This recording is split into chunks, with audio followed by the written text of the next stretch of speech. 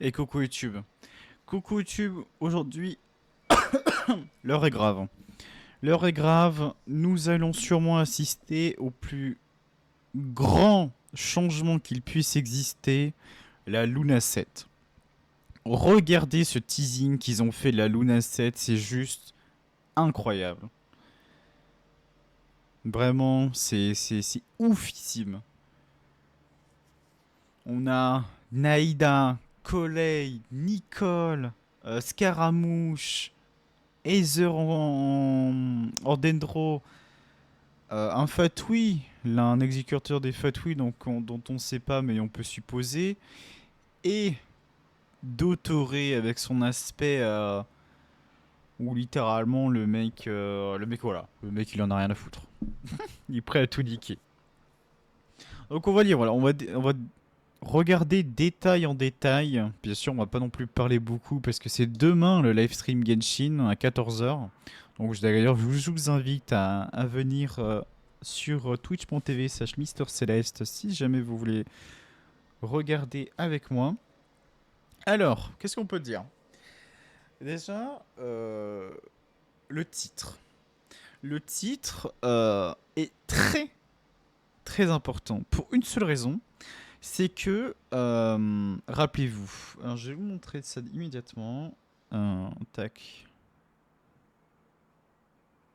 Bien sûr, je me suis raté de page, non, c'est pas drôle. Voilà. Sur le trailer de l'aperçu des traces, où littéralement on te dit, voilà, chaque région avec sa dernière quête d'Arcade Quest, la seule qui était différente des autres a été Sumeru. Sumeru, le titre qui nous ont été dévoilés, c'est celui-ci, Truth Among the Page of Purana, qui, lors de la dernière conquest que vous avez vue sur YouTube, n'était pas du tout celle-ci. Mais ça veut dire que dans cet acte, enfin dans ce patch Luna 7, ce sera la finalisation de Sumeru. Et quoi de mieux que de finaliser que Dotoré qui brûle l'Irmid Soul. De toute façon, voilà, on va dire que c'était quelque chose qui était connu dans le sens où lors de l'enterrement de la Signora, on avait vu de nombreux Fatui ainsi que l'Irmitsu brûlé par Dotoré et avec la voix de Columbina derrière. Et bah c'est enfin le cas.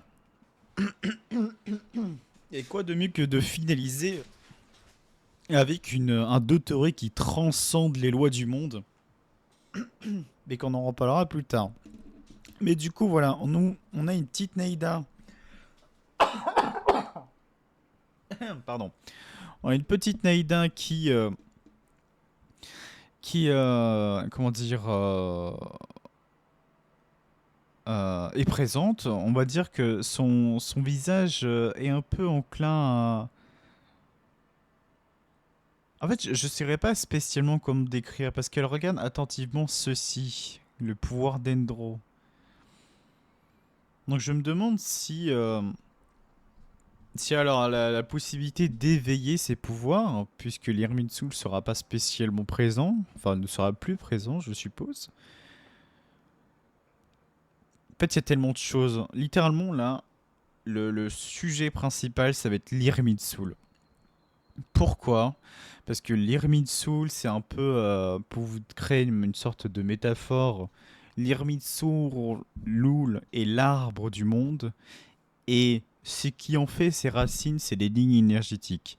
Les lignes énergétiques sont un peu la base de données de T20, dans le sens où quand quelqu'un meurt, leurs données de vie arrivent dans les lignes énergétiques et recyclées ou je ne sais pas quoi, et ça peut créer la vie dans un autre système. C'est un peu là entre un côté de recyclage de la vie en quelque sorte. Et c'est là où il y a les mémoires, c'est là les lamentations, etc. Et sauf que du coup, il n'y a pas que ça de l'Irminsul.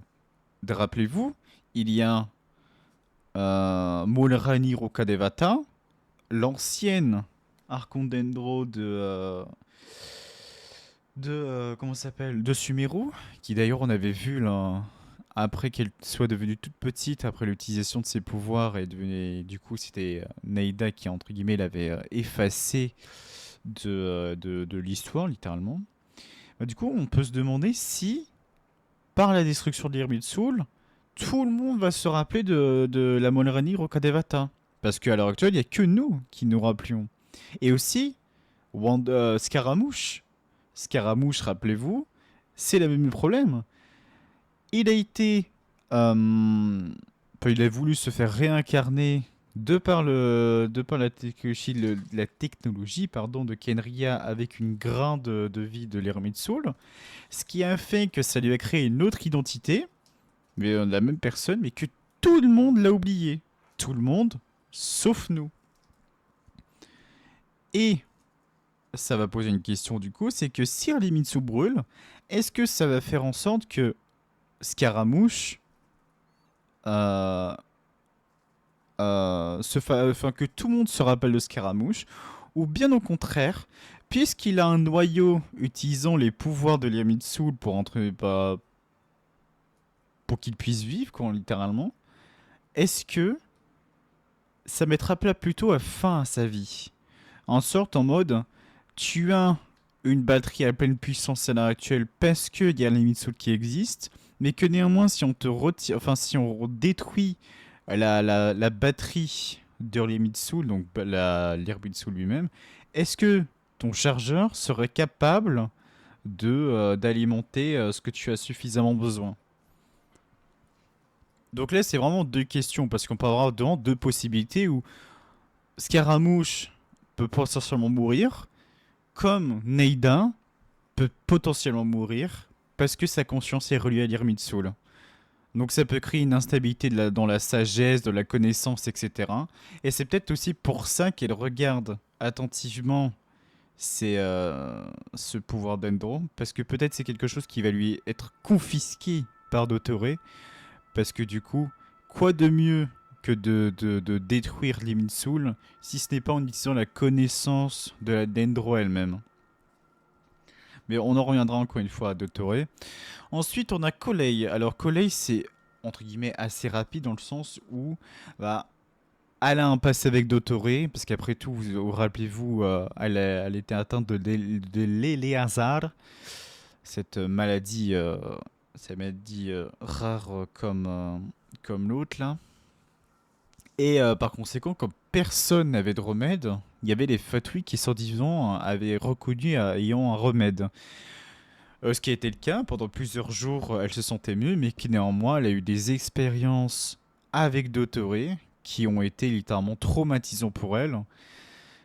Et aussi, surtout, rappelez-vous, dans l'enterrement de la Sigura, où du coup il y avait l'Hermite Soul qui brûlait, etc. À la toute fin de ceci, on avait vu Collei se réveiller d'un cauchemar, qui ensuite c'était Tignari qui l'avait appelé pour des services, et du coup elle est partie. Mais du coup, ça.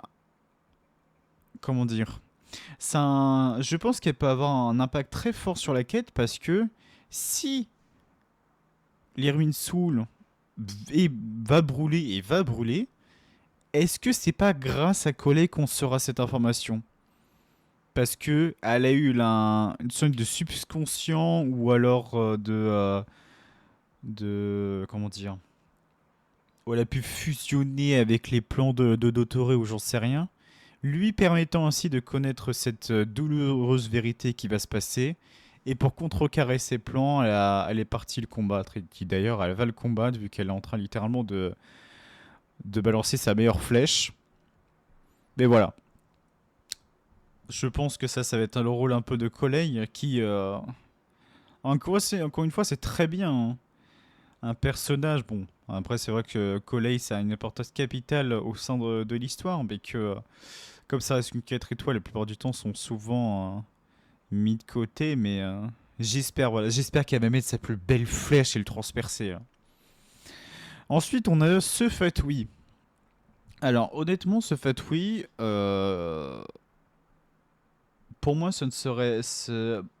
Voilà, par élimination, c'est pas Pierrot. Euh, parce que Pyro, il aurait pas besoin de se cacher avec une capuche. C'est pas Pudsilena parce qu'il est trop grand. Pudsilena, c'est le maire. Donc, ça peut être soit Pantalone, donc celui qui gère un peu la richesse, ou soit le 10e exécuteur des fatouilles qu'on ne sait pas c'est qui. Ça peut être l'un des deux parce que Pantalone, ça reste viable parce que nous avions, comment dire, euh, parce que pour littéralement financer les plans d'autoro, etc., ben, il a besoin d'argent et qui est-ce qui donne l'argent, c'est Pantalone. Mais la, comment dire, la présence réelle de Pantalone au sein de Sumeru, je suis encore perplexe. Parce que je ne sais pas réellement à quoi il va réellement servir, à moins que ses pouvoirs surpassent, pas surpassent Dottore, mais genre il est là en tant que sbire pour protéger Dottore en quelque sorte, pour retarder Nicole et tout, pour que Dottore puisse finaliser son plan. Ça peut être ça aussi. Car après tout, Dottore, il est capable littéralement de couper le faux ciel en deux. Pourquoi ne serait-il pas capable comment dire, de manipuler les pensées des gens, notamment ce qu'il avait fait sur ses habitants de Sumeru qui étaient ravis de revoir Aether en tant que héros alors que pas du tout. Donc, ou soit c'est la 10e personne, mais je sais pas du tout ce qui ça peut être. Je sais pas. Mais ça, je suis très perplexe en tout cas. Et enfin, nous avons Dottore. Franchement, ce mec, nous a vraiment fait montrer des vers et des pas mûrs. Parce que voilà, rappelez-vous, il avait soi-disant niqué tous les clones d'identité qu'il avait créés, donc la joie, le bonheur, l'égoïsme, la colère, etc., par la demande de Neida. Et que littéralement le clone qu'on a vu, euh, comment ça s'appelle, à notre cry, bah, que ce soit littéralement le dernier clone, mais qui dit dernier clone dit bah ça ne reste qu'un clone, ce n'est pas la forme originelle.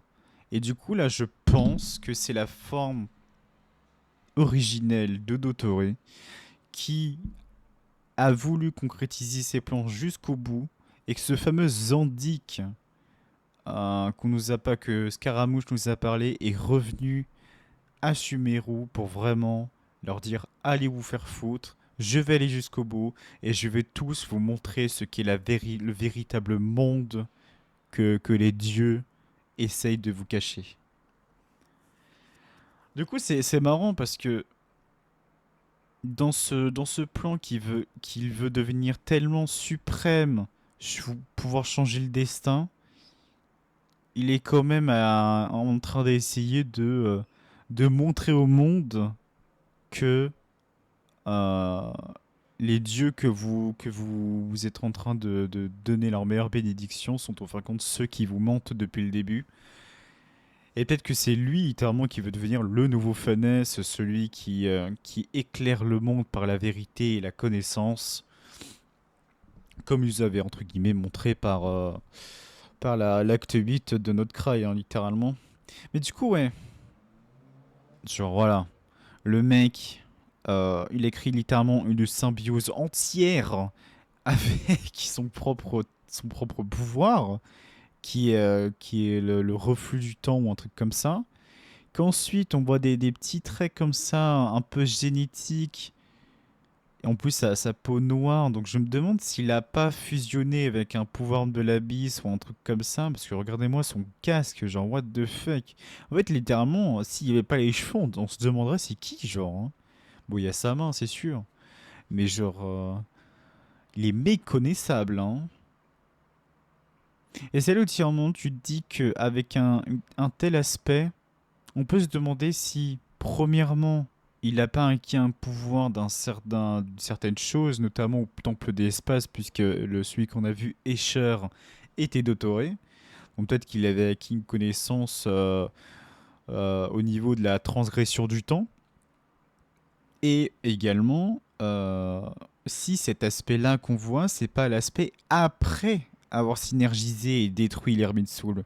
Et que du coup, le mec est capable de créer n'importe quoi.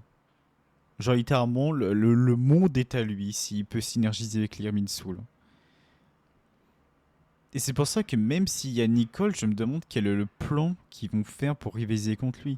Et c'est ça aussi qui est marrant, c'est que beaucoup de personnes, lors du thème de Dotoré, quand on le réécoute sur YouTube, ils étaient en mode «Oh, ça fait pas trop boss, je suis un peu déçu, ceci, cela». Parce que quand on est en combat, avec toute cette modification du temps qu'il nous fait lors des attaques et tout, bah on se sent vraiment dans le combat. Parce que voilà, le mec il joue avec nous, le mec est trop fort, ceci, cela. Mais sauf que quand tu n'as pas cet effet de combat, ça fait bizarre. Néanmoins, pour la première fois, non, on a toujours eu une seconde phase, voire une troisième phase avec Tartaglia, mais toujours une deuxième phase avec Arlecchino, avec la Signora, etc. Mais pas avec Dottore. Donc du coup, Dottore, techniquement, cet aspect-là, c'est sa deuxième phase. Mais imaginez si la troisième phase, c'est genre, on voit l'Irminsul brûler tout derrière. Non, ça peut être trop bien. C'est là que ça montre vraiment qu'à quel point le mec est trop fort. Et c'est que le deuxième exécuteur des Fatui, vous vous rendez compte? Bon, après, c'est le deuxième et c'est également le plus fou de tous. Hein. Genre, le mec, il vole les pouvoirs des lunes. Il nique le fossiel aisément. Là, il va niquer l'Irmid Soul. Et c'est aussi, c'est très marrant et c'est très fort quand même. C'est que j'ai toujours dit que Capitano euh, ne restera jamais sur la chaise sur la chaise à Anatlan pour les lignes énergétiques. Pourquoi? Parce que, premièrement, c'est un personnage trop attendu. Deuxièmement, parce que Anode Cry, lors de la discussion avec Kolumina, elle a dit que le Mistelstein était un sujet qui était très souvent dit dans le projet Xtugia. Le Mistelstein, c'est le nom de l'épée de Train, alias Kipetano. Et qu'est-ce que dans les légendes disent? Ça dit que c'était transmis de génération en génération, mais que surtout cette épée peut créer le Ragnarok. Et qui est-ce qui fait le Ragnarok? Défier les dieux, pouvant même les tuer. Et, littéralement, il a un Atlan pour les lignes énergétiques, mais sauf que si Dottore brûle l'Irmitsul, donc le détruit, il n'y a plus de ligne énergétique. Donc déjà d'une, est, euh, tout est, tout est basculé, quoi. Et du coup, Capitono n'aura plus besoin d'être sur cette chaise puisque son immortalité ne servira à rien pour les lignes énergétiques puisqu'il n'y aura plus de lignes énergétiques. Et du coup, peut-être que ça va retrouver un affrontement contre Mavuika, puisqu'elle a le dernier Gnosis. À moins,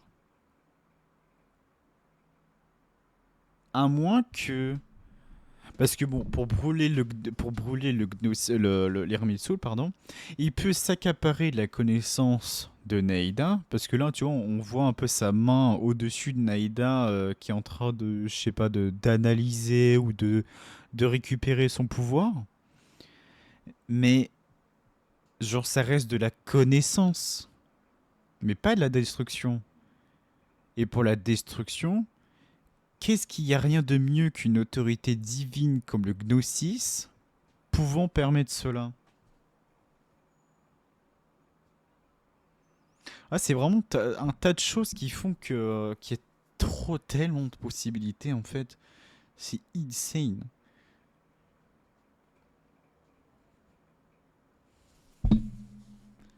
Et puis aussi, voilà, on le sait tous, il y a toujours des, des choses, entre guillemets, des personnages aléatoires qui vont arriver.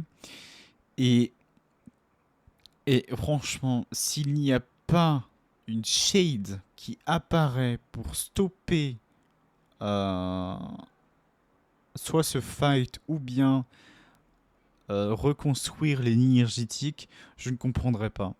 Je ne comprendrais pas parce que ça veut dire que tout ce que fait Dottore n'enfreint pas les règles et du coup il a pas besoin d'être puni. Et c'est dire que je me demande quelles sont les règles réellement.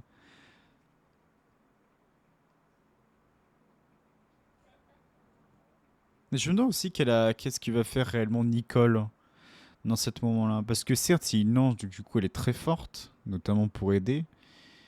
Mais son pouvoir, je pense qu'il ne rivalise jamais avec Dottore à l'heure actuelle sur sa forme la plus finale qui soit. Je sais pas. Je sais pas, franchement, je suis tellement. Je me demande c'est quoi ce bracelet. Elle avait déjà ce bracelet auparavant? Je sais pas du tout.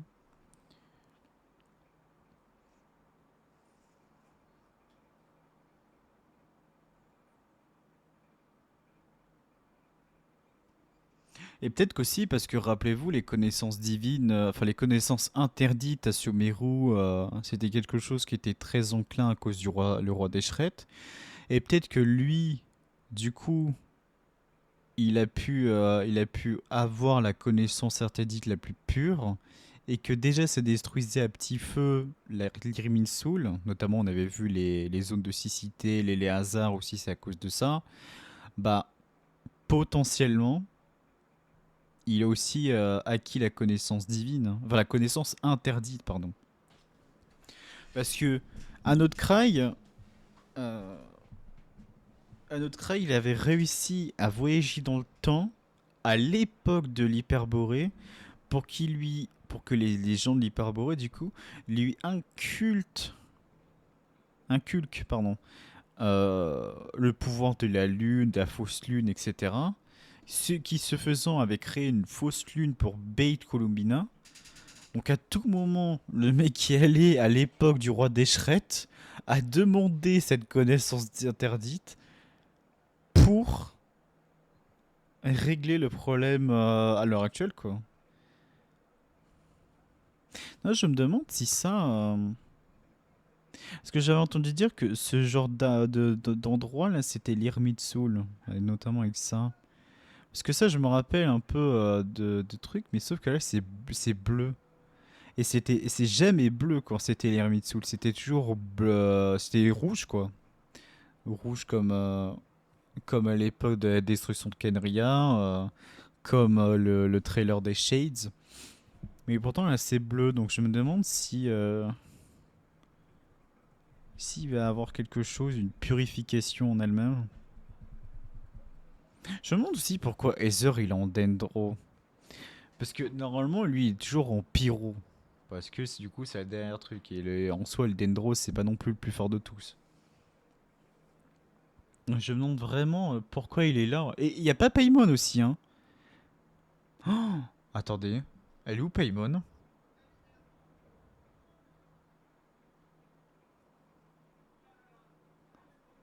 Mon dieu.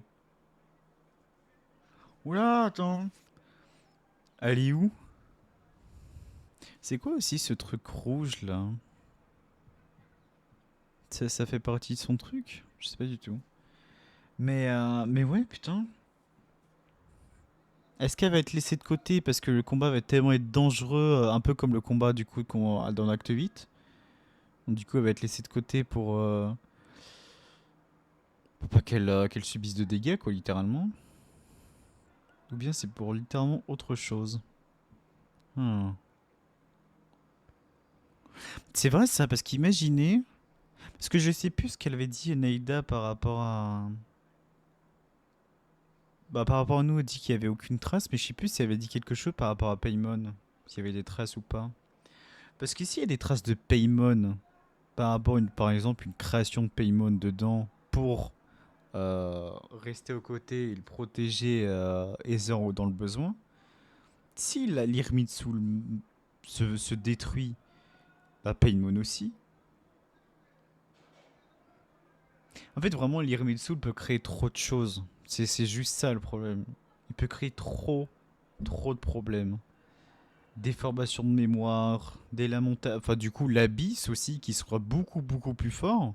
Parce que qui dit perte de mémoire, des lamentations, etc., dit que l'abysse, lui, se nourrit des choses néfastes. Et que par conséquent, rien de mieux que de détruire l'ermite soul pour. Ah, euh, comment dire, absorber une quantité infinie de néphasmes et par conséquent décupler leur puissance.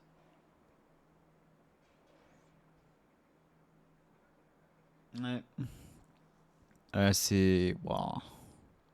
Bon courage. Voilà, moi je pense qu'on va, on va finir sur ça, mon cher YouTube. 24-5 minutes de blabla, je suis désolé. Mais voilà. Il fallait quand même en parler parce que je trouve que c'était vraiment trop important. De toute façon, depuis le début, j'en parle de l'Hermite Soul qui brûle. À chaque truc de notre âge, je disais que l'Hermite Soul va brûler. Quand est-ce qu'il va brûler par Dotoré? C'était évident que l'acte 8, c'était pas le Dotoré que le réel, qu'il y avait forcément une suite. Après tout, c'était une expérience qu'il avait créée et co-créée du coup. Mais voilà. 10 bisous à vous. J'espère que ça vous a plu ce Paypog. N'hésitez pas à dire en commentaire si vous avez des théories plus concluantes. Pardon. Et n'oubliez pas, demain, du coup, le 8 mai, nous avons le live stream Genshin à 14 h. Donc si jamais vous voulez faire passer un petit coucou, c'est avec grand plaisir parce que nous allons le react. Des bisous à vous, passez une excellente journée. Et si jamais vous êtes si jamais vous regardez cette VOD du 7 au 10 mai, sachez qu'il y a Speedon, Speedon, un événement caritatif qui réunit des speedrunners pour une cause juste. Donc si vous voulez dépenser ne serait-ce qu'un euro ou bien en parler autour de vous pour soutenir la cause, ce serait avec une joie inconsidérable que je vous en remercierai. Parce que comme je l'ai dit sur Twitter, voilà, on peut... un simple euro peut être une flaque d'eau, mais avec des milliers de personnes qui font la même cause, ça peut créer un simple océan. Et que maintenant, c'est à nous de pouvoir changer les choses dans ce monde qui, à l'heure actuelle, est juste dégueulasse as fuck. Un peu de bonheur, ça fait pas de mal. Surtout pour ceux qui en ont le plus besoin. Petits bisous et à demain. Ciao ciao.